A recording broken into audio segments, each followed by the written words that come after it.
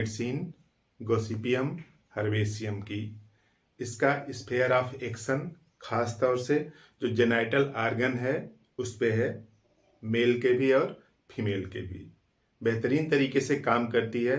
Uterus अगर sluggish हो गया है, मतलब यूट्रस ठीक से काम नहीं कर रहा है, यूट्रस की एक्टिविटी को बढ़ाने के लिए, और मेल में स्पर्म का जो बनने की जो नेचर है उसको कम करने के लिए, यानी मेल कॉन्ट्रासेप्टिव के रूप में।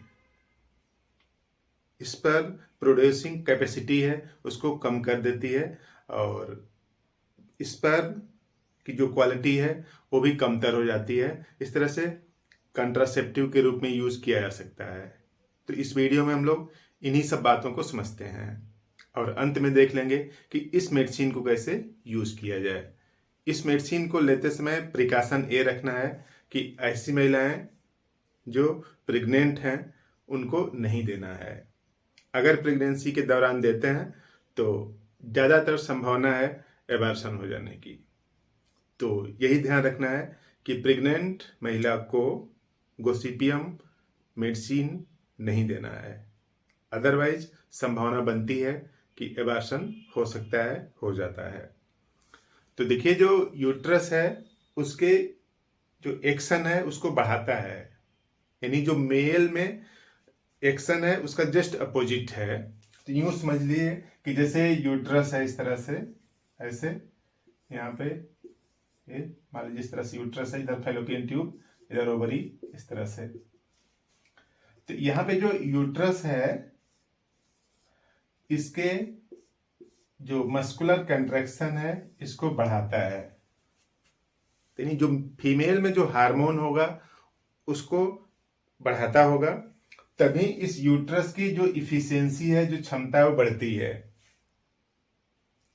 और यूट्रस की क्षमता बढ़ती है तो कुछ महिलाएं ऐसी होती हैं जिसमें कि पीरियड का फ्लो बहुत कम होता है, लगता है कि अब फ्लो होने वाला है लेकिन होता नहीं, थोड़ा सा होता है उसके बाद फिर रुक जाता है, और उस वजह से पूरा नाभि के नीचे जो लोअर एब्डामन है उसमें तेज दर्द होता रहता है। और इसी तरीके के कई दिक्कतें आती हैं, उल्टी जैसा महसूस होता है, उल्टी हो भी जाता है, नाजिया, इस तरह से मिचली आना, कई सिम्टम्स आते हैं। तो ये गोसिपियम करता क्या है कि जो फीमेल हार्मोन है उनको बढ़ाता है, इस वजह से यूट्रस की जो क्षमता है वो बढ़ जाती है। तो जो यूट्रस को जो कंट्रक्टाइल पावर होती है जिसकी वजह से मासिक का जो ब्लड है बाहर आता है वो बढ़ जाता है। तो जो टर्डी मेंसेस है, जो मेंसेस आ ही नहीं रहा था, उसको इंक्रीज करता है। और यहाँ पे जो ओवरी है दोनों तरफ, इन ओवरी में पेन भी हो रहा है। पेन तभी होगा जब हार्मोन प्रॉपर तरीके से नहीं बनेंगे। तो दोनों ओवरी में पेन है, यूट्रस की जो एक्सपल्सिव पावर है वो कम है। तो इस सिचुएशन के लिए बेहतरीन तरीके से रिस्पांस करेगी गोसिपियम। तो देखिए, पहला सिम्टम्स है यूट्राइन इनर्शिया, यानी एकदम जाम सा हो गया है, यानी उसकी क्षमता कमतर सी हो गई है। तो यूट्राइन इनर्शिया जो सिचुएशन है उसको इंक्रीज करता है और इनर्शिया को कम करता है। होता क्या है कि कुछ केस में हेमरेज, पोस्टपार्टम हेमरेज, यानी एबार्सन हो जाता है। एबार्सन हो जाने के बाद थोड़ा सेगमेंट इसमें कुछ बचा रहता है, प्लेसेंटा वाला पार्ट थोड़ा सा बचा रहता है और वो निकल नहीं पाता, तो लगातार दर्द करता रहता है। तो जो इसलिए निकल नहीं पाता कि जो एक्सपल्सिव पावर है वो क्या हो गई है, कम हो गई है। तो एक्सपल्सिव पावर को बढ़ाता है। तो यहाँ पे जो छोटा सेगमेंट बचा होगा, कुछ भाग बचा होगा प्लेसेंटा का, उसको बाहर निकालता है इस तरह से। और अगर पीरियड ठीक से फ्लो नहीं हो रहा है तो उसको भी, फ्लो को भी इंक्रीज करता है, क्योंकि जो हार्मोन कम बन रहे हैं उनको बढ़ाता है, तो इसकी एक्सपल्सिव पावर बढ़ जाती है। तो इस वजह से यूट्राइन इनर्शिया में इसको यूज करते हैं। और disturbed uterine function and pregnancy, अगर प्रेगनेंसी है तब उसको एक्सपल्सन कर देगा, एबार्सन कर देगा।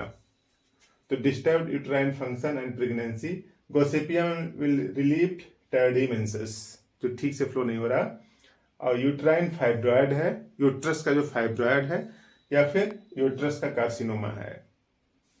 इन दोनों सिचुएशन के लिए गॉसिपियम ठीक तरीके से काम करती है। तो यूट्रस के अंदर जो फाइब्रॉयड है, गांठ है, उस तरह जो बनता है उसको बाहर निकालता है। खास तौर से जब फाइब्रॉयड आ जाता है रिपोर्ट में, अल्ट्रासाउंड में, तो घबराने की कोई बात नहीं है। फाइब्रॉयड जो है कैंसर नहीं होता है। Fibroid is non cancerous outgrowth.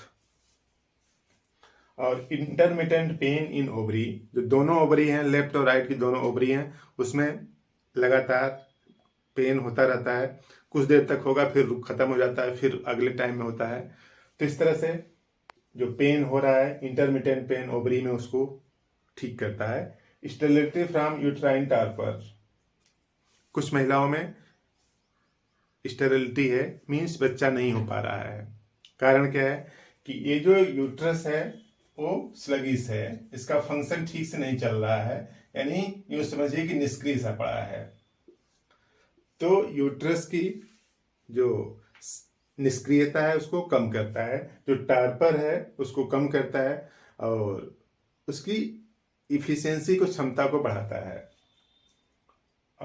Used as a male contraceptive, जो फीमेल में इस गॉसिपियम का जो भी यूज है, इसी की जस्ट अपोजिट क्या है, मेल में है। मेल में करता क्या है कि जो स्पर्म प्रोड्यूसिंग सेल है उसको डिस्ट्रॉय कर देता है, धीरे धीरे उसको डिजनरेट कर देगा।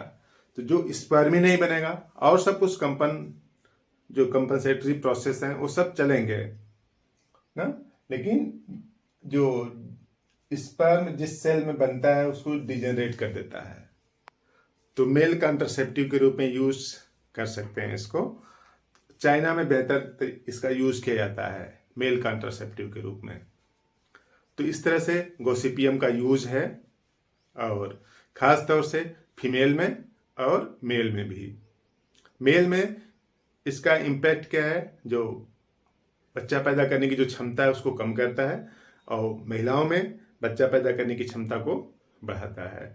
तो दोनों का एक्शन, एक ही मेडिसिन का एक्शन दो अलग अलग मेल फीमेल में अलग अलग है। तो इस तरह से गॉसिपियम का अपने हिसाब से यूज करें तो बेहतर रिजल्ट की संभावना है इससे। और इस गॉसिपियम का यूज कैसे करना है, 15 बूंद आधा कप पानी में घोल के 3 बार लेना है।